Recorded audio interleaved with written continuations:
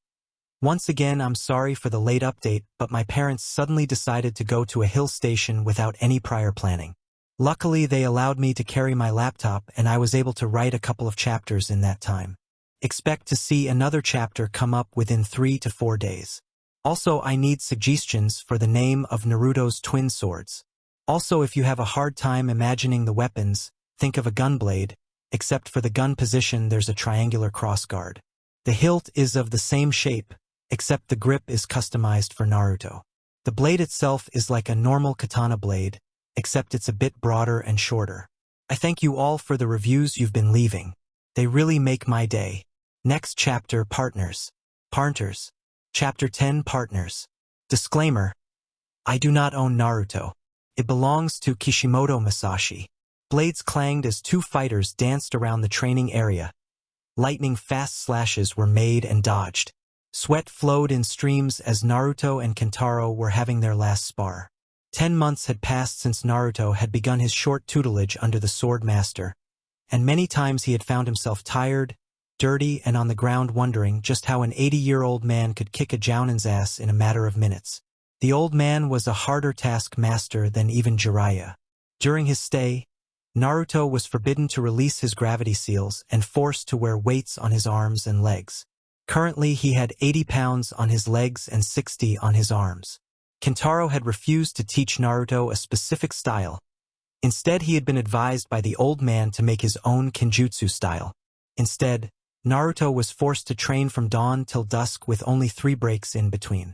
Throughout his entire regime, he would perform diagonal slashes for an hour, then alternating with stabs for an hour and so on. The effects, however, were clearly evident as Naruto could now match the much older man. However, with a lack of a proper style, Naruto was still at a disadvantage. The battle remained at a stalemate till Kentaro touched his blade with a finger, causing his blade to start shimmering. Naruto in turn dropped his weights and reversed the grip on the sword in his left hand. Time to get serious, Kentaro-sensei? Naruto's question was answered by a smirking Kentaro, who burst forward with 5 illusions trailing behind him. Now that Naruto had fought the trickster, he knew that the Kentaro in the front wasn't real. The real Kentaro could anyone from the 5. But before Kentaro could even reach his young student, Naruto found himself trapped in a fiery world. He found himself being lowered into a river of magma flowing beneath him. Recognizing this to be a genjutsu, Naruto tried to dispel it, only to find that he could move his body. Closing his eyes, Naruto tried to stop his chakra flow. After what seemed like hours, he managed to dispel the jutsu. Naruto looked around to find his short-term sensei. The entire clearing was devoid of activity. Without any indication, 2 hands shot up from the ground and tried to grab a hold of Naruto's legs. It was only out of reflex that Naruto managed to jump and backflip out of the way. Acrobatics was another thing Kentaro had forced Naruto to master. He still remembered how Kentaro had made him stand on a rope suspended 20 feet above the ground to build up his balance. Before Kentaro could emerge from the ground, Naruto did a few hand seals and slammed his hands on the ground while shouting, "Earth element, swamp of the underworld." Almost immediately, the entire area near Kentaro turned into quicksand, sucking in the old swordsman. But that wasn't the only thing that the quicksand did. It also leached the chakra from the person trapped within. Understanding that his chakra was being drained, Kentaro dissolved into mud and reappeared outside the quicksand, but not before losing a fourth of his chakra. Now visibly panting, the man looked at his younger student before charging forward. The 2 fighters and 4 illusions resumed their dance as 5 figures watched from a distance. Naruto was using all of his speed and dexterity to avoid Kentaro's blows, while Kentaro was using his experience and strength to block Naruto's strikes. Naruto's twin swords flashed as he used the one in his right hand to block his sensei's swings and slashed at the man with the blade in his left hand. The 2 appeared to be at a stalemate, but any practiced shinobi could tell that the older man was tiring out, and as expected, a tired Kentaro was pushed towards a tree. With a twitch of Naruto's finger, a small spike shot out from the tree's shadow and impaled Kentaro just above his knee. Before Kentaro could triumph over the pain that racked his body, he found a sword at his jugular. "You lose, sensei," Naruto said with a smirk on his face. his crimson eyes shining in the light of the early sun. This makes it 4 wins out of 10, Naruto-san. You're improving, I must say. Winning 2 consecutive matches against me is quite a feat. There is nothing more I can teach you, Kentaro said. Taking a hand offered by Naruto, Kentaro got to his feet and used what medical jutsu he knew to care of his stab wound. As both student and teacher watched, the wound closed under the green light. Wincing slightly, Kentaro lifted his leg before turning to Naruto. It was a pleasure coaching you, Naruto-san. It is very rare that I am able to teach someone so dedicated. Before you leave, I want you to have this. Kentaro handed Naruto a scroll. This scroll contains the location of a sword of legend. I had once tried to claim it, but unfortunately I lost to the beast that guards this treasure.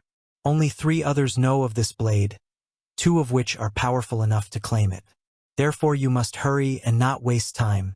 Now go. Hi, Sensei, said Naruto. Thank you for teaching me and making me worthy to wield these blades. I will cherish your teachings and make a style of legend by the time we meet again. Believe it, he shouted. We'll see about that, brat. Now get going if you want that sword. With a nod, Naruto restrapped the weights on his legs and arms and then walked over to where his blades were. With a flick of his wrist, the 2 blades vanished in a puff of smoke. With a one-handed seal, Naruto released his gravity seals and promptly vanished, kicking up a dust trail as ran off. The kids learned sealing, huh? I wonder where he got the time from. Naruto reappeared 2 kilometers north from the camp. He bent down slowly, panting as he looked at the dust trail he left behind. Maybe it wasn't a good idea to show off. Ah well, nothing can be done about it now. After regaining his breath, Naruto sat down on a patch of grass and opened the scroll given to him. Naruto, for many years hundreds of swordsmen have searched for the legendary blade. No one knows its name. But what we do know is that a man wielding this blade can match the Biju in direct combat. Anyone who went in search of this blade never returned. The only exception to this was me and my grandfather and Orochimaru. Since I was never able to obtain the blade, I gave its location to 2 people I felt worthy. They were Kisame of the Hidden Mist and Orochimaru of the Hidden Leaf. Now I give you the coordinates. I feel that you'll be the one to claim the blade. In all my years of life, I've had a long one. I've never seen a shinobi with so much potential such as you. Before you go off in search of it, I want to warn you of a beast that guards this blade. It is a demon, of that I am sure, for I have never seen a creature like it. It has the body of a lion but has wings like that of a bat protruding from its back. It is a vicious fighter and has some degree of control over the elements. Do not take him lightly. I urge you, Naruto, to go as fast as you can. Both Kisame and Orochimaru are not who they used to be and will use any means to attain the blade. You must get it before they do. The blade is located in the ruins of a tower near the border of sand and stone country. Be safe. Your proud sensei, Kentaro. A small smile formed on Naruto's face as he finished reading the letter. Kentaro never expressed such emotions in front of him. He would only call Naruto, child, or Naruto-san, or rarely brat. It really made Naruto warm inside to know that his sensei was proud of him. A look of determination set into Naruto's face as burnt the scroll with a bit of fire manipulation and set off towards his destination. A half an hour's journey later, Naruto reached the docks, the scent of the open sea permeating his nose. For some reason, the sea had always calmed him. As Naruto walked down the docks, he noticed the odd assortment of people that called the sea their home. Dozens of fishermen were preparing to head out for their daily hunt, while small-time businessmen prepared for customers whom they would ferry across the water to Fire Country. Naruto made his way to such a man. He was a short fellow with spiky gray hair and dark sunglasses, wearing a tuxedo. Welcome, young shinobi. I see you're in need of a ferry. Maybe I can help? Gata Shipping Company is the finest of them all. I'll have a deluxe room ready for you. Only 7,000 ryo. Without waiting for a response, the short man turned around and started swaggering towards his ship. Wait, said Naruto, causing Gatu to stop and turn around. I don't want your deluxe room. I'll give you 1,000 ryo for it. It's the standard fare. Take it or leave it. For a second, a look of malice flashed behind Gatu's eyes before it disappeared, and he said in a fake sweet voice, instantly putting Naruto's senses into alert. "Of course, sir, follow me." Nervously, Naruto fingered his kunai holster and slipped a kunai into the bandages in his right arm. Gatu showed him to the deck before he himself went below the deck to attend to some work. Not even 5 minutes had passed since the ship had left the docks before Gatu came up with 20 thugs behind him. "All right, brat. You could have paid me the money and traveled to your home safely, but you had to be a wise guy, didn't you? Now hand over everything you have," said Gatu. Hi.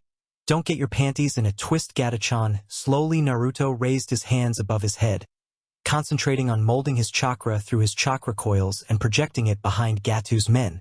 With almost inaudible poofs of smoke, 5 Kage Bunshins appeared behind the thugs and disabled them by hitting the back of their necks. Before the remaining 15 could react, Naruto threw the kunai, hidden in his bandages, at Gatu's knee. The sound of a kunai piercing flesh was followed by a shrill girl-like scream as Gatu fell to the ground, nursing his leg. This caused a slight distraction among his thugs, which was all the time the 6 copies of Naruto needed to dispatch them. Almost on a whim, Naruto went below the deck and came back up with 2 large duffel bags filled to the brim with Ryo. Ignoring a sobbing Gatu, Naruto calmly sealed the bags into an empty scroll before slipping it into his jounin vest. Looking over the horizon, Naruto saw that the ship had almost reached the Fire Country docks.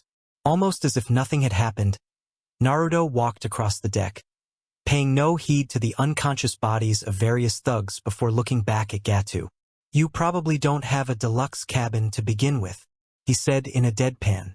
After getting no response, the now 11-year-old boy jumped off the deck and started running on water like it was a normal day occurrence to see an 11-year-old boy perform such an act. Had Naruto glanced back even once, he would have seen a look of utter fury on Gatu's face as he muttered, "Konoha shinobi." 3 days had passed since Naruto had begun his journey towards the borders of Iwa and Suna. During the long marathon, Naruto had crossed the gates of Konoha and was sorely tempted to stop for the afternoon and have a go at Ichiraku's, but was reminded of his sensei's warning and changed directions. 3 hours later. Naruto had left Konoha 2 hours ago. Now he was moving at a slower pace. After every 100 or so meters, Naruto would stop to lay down triple-layered traps for anyone who might be interested in the sword. A half an hour and hundreds of traps later, Naruto had finally reached the place. It was an old ruin of what seemed to be like a huge tower. Debris littered the ground around it, and because it was at the Sand Country's border, the entire tower was covered in dirt. What once might have been a beautiful piece of architecture had now been ravaged through time. A chill crept down Naruto's spine as he looked at the humongous structure in front of it. With a sense of foreboding, Naruto crossed the entrance and entered the tower. In front of him was a large statue that had a crack in it. On either side of it were stairways spiraling up towards the tower. In front of the statue and in between the stairways was a circular platform was glowing red. Keeping his senses on high alert, Naruto stepped on the platform. Whoosh! The 11-year-old boy was thrown upward with the force of a jutsu. The damned platform was a super trampoline. The fear quickly gave way to excitement as the boy enjoyed the rush. Through the corner of his eyes, he noticed several doors rush past him. As soon as it had begun, the joy ride stopped. The lack of inertia left Naruto suspended in mid-air before he began to drop. It was only out of reflex that he managed to catch hold of a ledge and flip himself over. Now on top, Naruto looked down and saw the inside of the tower. To his right, there was a huge clock-like mechanism that seemed to still be in motion even though the tower was nothing but ruins. He looked down and saw that both the staircases lead to this particular point. Bracing himself, Naruto turned and looked at the door. It was light blue with metallic bolts marking the boundaries. There were no hinges that gave any indication of how the door opened. Tentatively, Naruto reached out and touched the door. Just as his fingers made contact with the wood, the entire scenery around him changed. Immediately, Naruto dropped into his fighting stance and looked over the room. The entire room was filled with treasure. Gold coins glittered in dim torchlights. It seemed that he had been transported to another time altogether. The walls were brighter and free of grime, and the door that was supposed to be in front of him was now facing his back.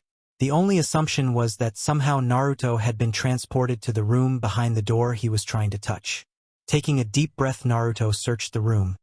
His crimson eyes rested upon another door directly in front of him, being guarded by two huge headless statues holding their hands together as one would hold a sword, but where a sword should have been was empty blocks of wood. Each statue was 10 feet long and seemed to tower above the young boy. As Naruto passed them by, he could not help but shake off the feeling that he was being judged by the two behemoths.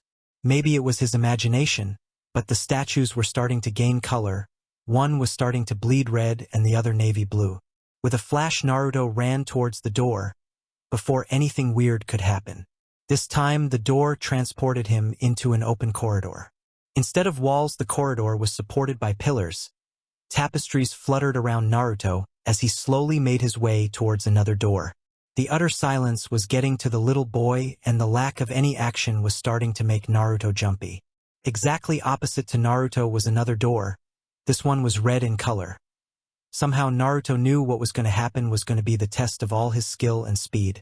As he neared the door, Naruto's gaze fell on the sculpture of a man holding a large timepiece, the one in which there are two compartments and sand flows in between them, on his back. The weird thing about it was not the object that the man held, but that the entire statue was carved out of gold. Tearing his eyes away from the strange piece of art, Naruto once again placed his hand on the door and found himself on a circular passage that led to the top of the tower. With determined steps, Naruto climbed the winding passage and climbed a few stairs to finally reach the top. He hadn't even noticed, but night had fallen. Naruto stepped into a circular arena. All around him were pillars depicting the sculptures of angels in agony. All the angels' eyes seemed to point towards a stone with a metallic object stuck in it. The full moon gave of an eerie light illuminating the blade. Naruto had not taken 2 steps towards the blade when a shimmering portal appeared between him and the blade. A large creature jumped out of the portal and looked at Naruto with intelligent eyes.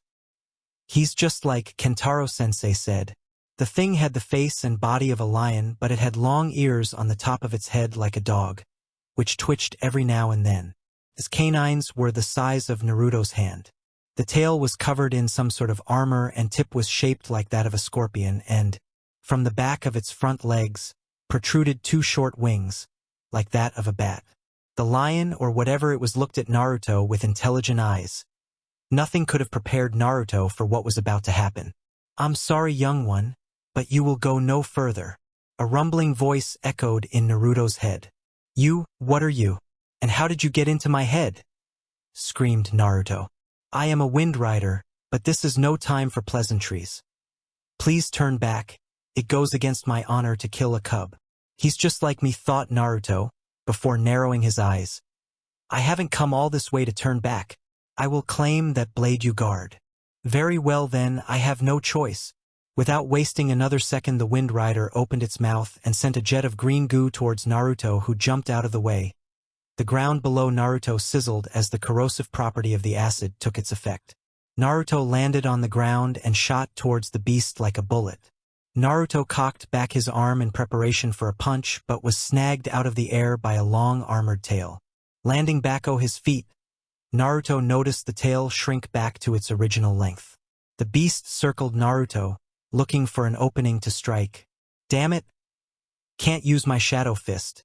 If it hits my clone first with his claws, it'll just extend its tail and stab me," thought a frustrated Naruto. The left flank is open." Just as Naruto had thought those words, the Wind Rider moved to cover its left flank. "Can it read your mind, Naruto-kun?" "Yes, that's my special ability. That's the reason no one has ever managed to defeat me. I know your attacks before you even execute them. You cannot win." "We'll see about that. You should never have told me about your ability." Naruto closed his eyes and opened himself to the world of shadows and concentrated on his adversary. A rush of information filled his head. Little details that he hadn't known before were made available to him. The beast was old, almost immortal, could spew acid from its mouth, and a single stab from his tail could kill a man in less than 2 seconds. The beast, thinking that the boy had given up, lunged at him to give the child a painless death, only to find the boy gone. Naruto, sensing the rider closing on him, had simply teleported away. Clearing his mind of all thoughts, Naruto further opened himself to the world around him and opened his eyes which glowed crimson. A growl from the beast told Naruto that his plan had succeeded. The beast could no longer sense his thoughts. Man and beast rushed towards each other as they fought. Naruto easily dodged the slashes that were sent his way, and the Wind Rider blocked all of Naruto's punches and kicks by extending his armored tail. Even though the fight was at a stalemate, Naruto's hands were beginning to throb after hitting armored hide. Before his opponent could react, Naruto bit both his thumbs. The blood reacted with the seals placed on the thumbs themselves to form a red glow. Quick as a fox, Naruto dodged a stab and slammed his hands onto the ground. The ground near his feet cracked as two curved hilts emerged from the ground. Not waiting for the blades to emerge, Naruto grabbed the hilts and pulled his blades out, just in time to block the tail and slash at the creature's paw with the other sword. A thin red line appeared in the creature's paw as he gave off a low growl. The Wind Rider turned and ran towards the edge of the tower and jumped.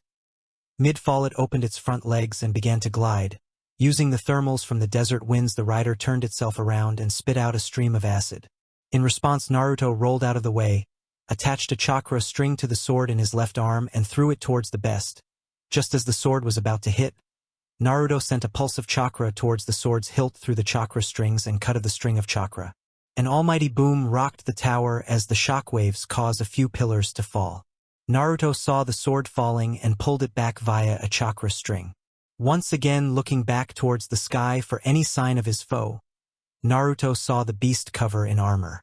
Its skin was no longer light brown, but silver and metallic. Large spikes of armor covered the creature's mane. The only spaces in the armor were for the Wind Rider's eyes, wings, claws, and oversized teeth. The beast reared back and flew straight towards Naruto, his maw open wide as a stream of acid erupted straight towards Naruto. By the time Naruto had gotten over his shock, the stream was too close to dodge by normal means. In a flash, blue marking formed on Naruto's skin as he felt 15 times lighter.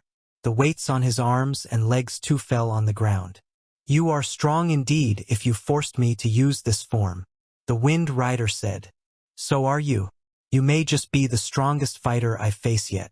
Let's see for how long your armor holds out." "Let's," came the ready reply.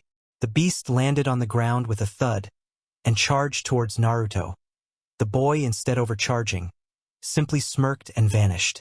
Naruto reappeared behind the beast as a shower of sparks erupted from its armor.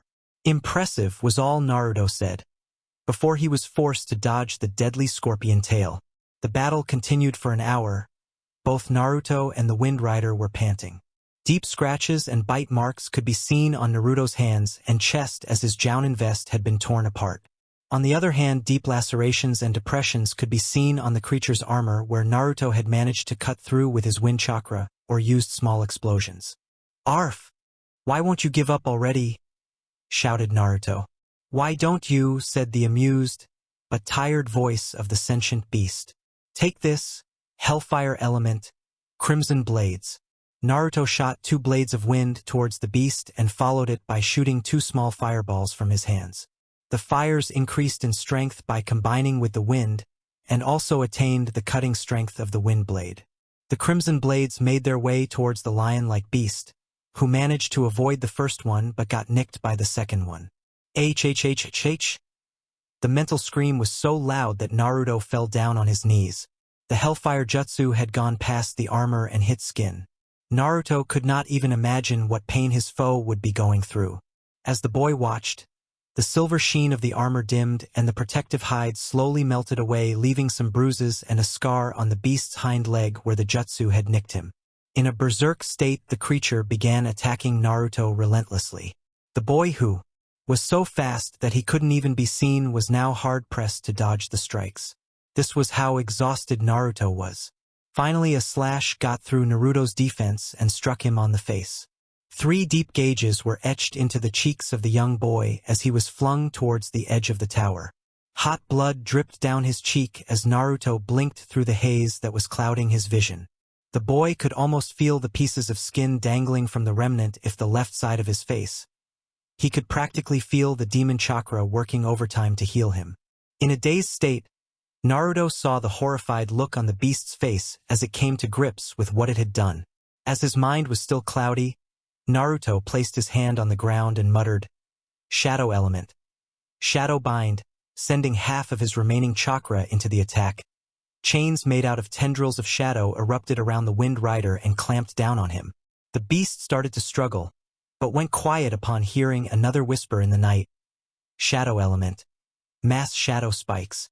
A loud roar rang throughout the fading desert as 4 spikes erupted from below the Wind Rider's legs and nailed him to the ground.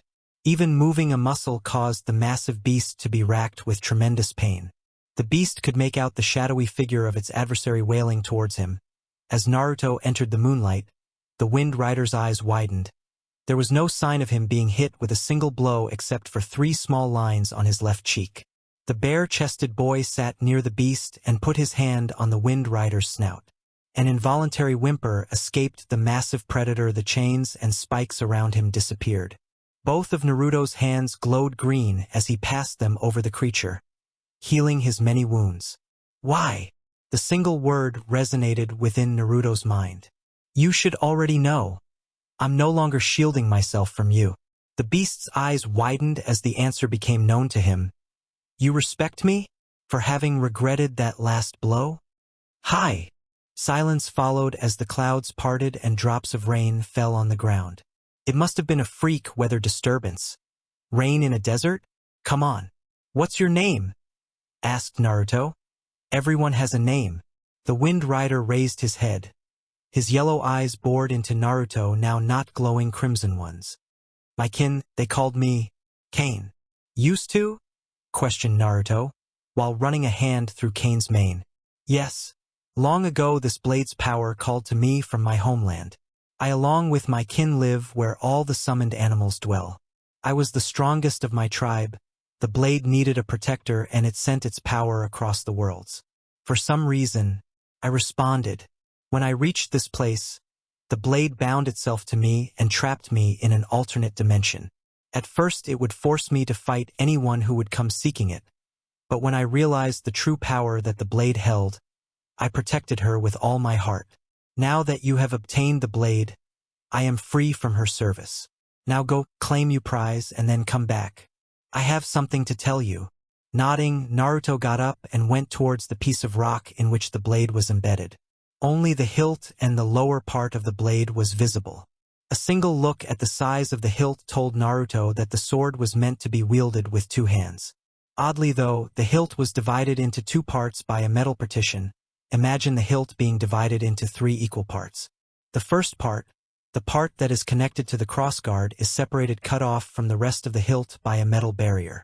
The crossguard was shaped like the brake of a motorcycle Naruto had once seen in some mangas. Tentatively, Naruto placed his hand on the upper part of the hilt, his fingers closing beneath the crossguard. Following his intuition, the blonde flicked his wrist to rev up the blade. All of a sudden, a red glow surrounded the rock, as the boulder was blasted into a million pieces. The blade pulsated with crimson energy as Naruto finally got to look at the entire sword. The freaking thing was bigger than he was. The sword measured roughly 5.5 feet in length. The blade was abnormally large. Rather than going straight, the tip of the blade curved slightly upwards. The blade was single-edged, and on its dull side there was a thing that was raised slightly, and it seemed to be the source of the crimson energy. Experimentally, Naruto squeezed the brake that was a part of the cross guard, and the raised portion of the blade fell down and merged seamlessly with the weapon. "So I've finally got a person worthy enough to wield me in battle?" A soft voice spoke lovingly inside Naruto's head. A projection of a beautiful woman dressed in red robes appeared before Naruto.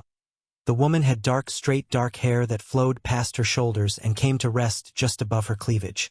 She had the perfect figure and exuded seductiveness, but her brown eyes held just a fraction of her unfathomable power.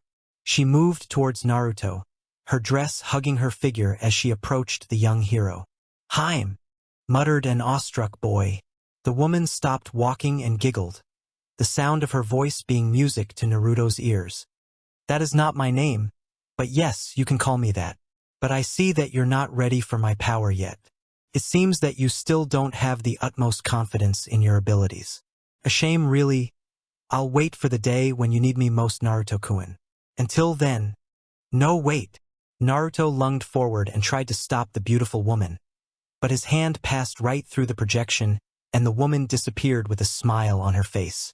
It was much later that Naruto realized that the sword that he had held in his arm, too, had vanished. The padded footsteps of Kane were heard as the massive beast reached Naruto. That woman has a mind of her own. You should be proud that she even chose you, rumbled Kane. Compared to that woman's voice, Kane's tone almost gave him a headache, and for the first time Naruto noticed how huge the beast was. The Wind Rider was 3 and 4 feet tall and 7 feet long from snout to tail. Listen, Naruto, usually when a human gains the respect of a summoned animal, they are usually given the summoning contract for that species. However, my clan had decided long ago to never bind themselves to a summoner. Therefore, whenever an individual human gains the respect of a Wind Rider, he or she makes the human their partner. It is a two-way bond. The Wind Rider can summon the human to his/her world whenever they are in trouble. Similarly, the human too can summon their partner whenever they need them, and by defeating me in a straight and honorable fight, you Uzumaki Naruto have gained my respect. If you will have me, I'd like to be your partner. The blonde stood stunned. He had received too many shocks in too little time. First, he had fought an hour-long battle with a beast not of this world. Then, when he had finally claimed his prize, the spirit of the sword had said that he wasn't ready for her power and subsequently disappeared. Then the beast he had defeated earlier wanted to be his partner. It was too much. After a minute, Naruto managed to clear his head and gave Kane his answer. Hi. I would like that, Kane-san. Very well then, came the relieved voice of Kane. I shall perform the bonding ceremony. Without giving out any intention, Kane lunged at Naruto and managed to catch him by surprise. During the second that it took for Naruto to orient himself, Kane had already stung Naruto in the heart with his tail. An icy feeling made its way inside Naruto, who only stared in shock as the kanji for wind tattooed itself right above Naruto's heart. Finally exhausted, the 11-year-old boy fell on the ground, not even noticing his Kage Bunshins popping out of existence. Might as well carry him someplace safe, said the lion-like creature before managing to swing Naruto onto his back and jumping off the edge of the tower, gliding towards the sand country. 5 figures reached the top of the tower a minute after Naruto had departed, and upon noticing the absence of the blade, the one gayish man leading the group screamed to heavens, "Curse you!"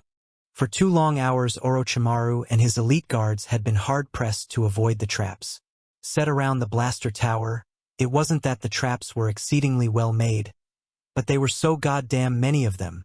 The group could barely move 20 steps forward before being assaulted by kunais, pebbles, shurikens, and even cow dung. As if Tayuya's foul mouth wasn't enough, the group had to deal with foul smells as well. But that wasn't it. When the group had finally made it to the tower, they had to go through the long staircase and pass through a maze of doors before Sakan had accidentally fallen off the ledge only to fly past them moments later. How should have the great Orochimaru known that there was a super trampoline right in plain sight? The Fates still hadn't had their fill though. Just as the group had reached the final door, they were assaulted by 2 short blondes that kept absorbing their attacks by turning into shadows. It was only when Orochimaru succeeded in blinding one of them with some of the cow dung he had on his robes that they managed to defeat the duo, only to find out that they were Kage Bunshins. And on top of that, the bloody sword was missing. With a sigh, Orochimaru turned towards the 3 male members of his group. His long tongue came out, licking his lips. At least he still had Jirubu, Kidumaru, and Sakan to play with. /n. How was it? I've been waiting to write this chapter since I wrote the first word of the story, and refused to post it until I got everything just right. The scene at the end is meant to lighten up the mood and should not be taken seriously. I know Orochimaru is tougher than this. I just wanted to poke fun at the poor pedophilic bastard. I've never said it before, but I expect a good amount of reviews for this chapter. Not that I don't already, 'cause I've spent a hell lot of time on it. The main plot of the story actually starts from the next chapter.